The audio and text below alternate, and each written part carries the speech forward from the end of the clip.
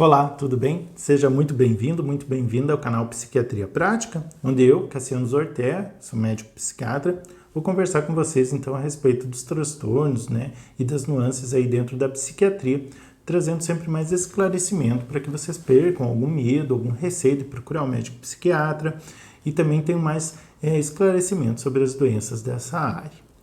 Hoje eu quero falar então para vocês sobre qual é o melhor antidepressivo que existe.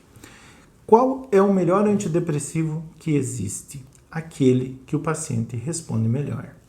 Nossa, mas então isso é muito vago. Então isso é um chute? O médico vai ter que acertar qual que é o meu antidepressivo.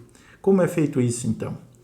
Então, a questão é, quando a gente atende o paciente, a gente vai automaticamente, conforme a história dele, conforme os sintomas, a gente vai direcionando e pensando qual o melhor antidepressivo para a gente iniciar um tratamento para ele, baseado nas mais diversas características, tanto dos sinais e sintomas do paciente, como dos próprios medicamentos. Acredito, eu, pelo menos da minha experiência, que 80% das vezes a gente consegue acertar de primeiro o antidepressivo e sempre tem uns 20% que talvez tenham mais dificuldade. Não só por não melhorar, mas às vezes por algum efeito colateral, alguma má adaptação a medicamento, algum problema do sono que possa surgir, então acaba levando a uma troca. Mas se não, normalmente, ou a maioria das vezes, dá certo de primeira. Só que, como eu falei antes, a escolha desse antidepressivo vai se basear muito na história do paciente, se ele já tentou algum outro antidepressivo antes, ele já traz alguma experiência prévia, muitas vezes, de medicamentos que ele tentou, que já leva a gente a pensar em um novo, sendo que dos antidepressivos, cada um tem uma característica em particular. E eles são divididos em classes. Podemos fazer umas aulas mais específicas sobre os antidepressivos, inclusive até sobre as classes deles. Mas, a princípio, mesmo eles sendo colocados dentro de uma mesma classe, por exemplo, eles mesmos ainda assim têm algumas particularidades, algumas diferenças. Como a gente que é médico e acabou estudando, e no dia a dia acaba percebendo isso, o nosso pensamento vai sendo até automático na hora de decidir aí qual antidepressivo o paciente vai tomar.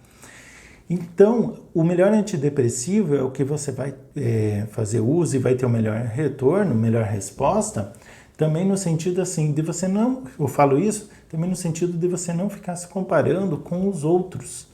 Porque muitas pessoas acham que porque ela tomou um antidepressivo, elas tomaram um antidepressivo, o seu amigo, o seu familiar, se forem tomar o mesmo, eles também irão melhorar tanto quanto elas. Isso acontece muito dentro da mesma família. Eu percebo isso dentro da mesma família muitas vezes.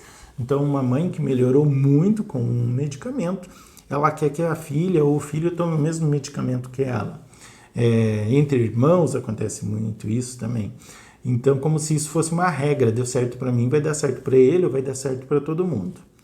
Pode acontecer, tem uma chance um pouquinho maior de quem é parente de primeiro grau, realmente até responder ao mesmo medicamento do que já está fazendo uso de uma forma melhor. Talvez ele já tenha uma genética que favoreça, o uso desse medicamento. Então, claro que a gente pode tentar.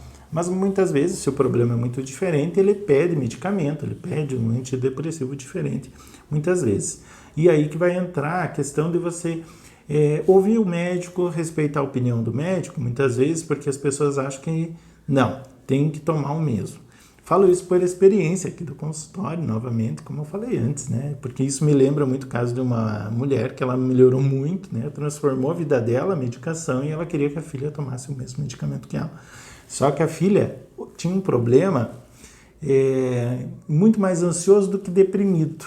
E a mãe era mais deprimida do que ansiosa. Então isso já interferia na escolha do nosso medicamento para a filha. E realmente a filha melhorou com outro. Eu lembro que foi até tentado, então, o mesmo que o da mãe, de tanta insistência. Então, para respeitar um pouquinho a opinião dela, ela ficar mais tranquila, e claro, com o consentimento da filha, que já era maior de idade, ela também tinha esse poder de decisão, a gente resolveu fazer a tentativa, mas não, ela realmente melhorou com outro. Então, o que eu quero dizer aqui é que não adianta, dentro da mesma família, você você vai ter que ouvir, vai ter que consultar, vai ter que ouvir o médico, ver o que ele tem a dizer, porque às vezes os problemas são um pouquinho diferentes, então pedem um medicamento, né, um tratamento um pouquinho diferente. Então não tem como ficar comparando. Outra questão importante de não ficar comparando é não só o medicamento, qual o princípio ativo, qual o nome do medicamento ou a marca comercial dele, mas também não comparar a miligramagem. Então, nossa, então se eu preciso de 40 miligramas e meu irmão precisa de 20 desse remédio, eu estou muito pior que ele. Não necessariamente. Existem muitas variáveis quanto ao medicamento, quanto à metabolização, à absorção do medicamento.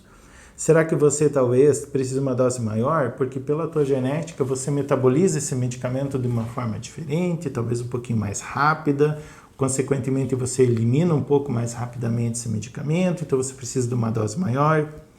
Será que você não bebe mais que esse teu irmão, do nosso exemplo, no caso? Teu irmão é uma pessoa que toma uma dose menor de medicação, mas ele faz atividade física, ele tem o hábito de não beber, ou se beber muito esporadicamente. Você já é muito mais sedentário, gosta de beber com mais frequência, não faz atividade física e talvez você precise de uma dose maior para ficar tão bem quanto ele. Então, são várias questões que vão influenciar. Então, não fiquem preocupados com a dosagem, tá? Se um toma 60 de um medicamento, outro toma 20, então eu estou muito pior que ele. Não necessariamente. Pode acontecer? Pode ser isso? Pode, claro que pode. Mas talvez não seja só essa justificativa, tá? Então, o melhor antidepressivo é aquele que você vai responder melhor e vai ficar melhor, assim como é o melhor para ansiedade, é o que você vai responder melhor. Para um transtorno bipolar, vale o mesmo, né? Para os estabilizadores de humor.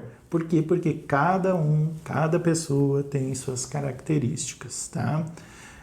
Outra questão que as pessoas implicam muito com a dosagem, como eu falei.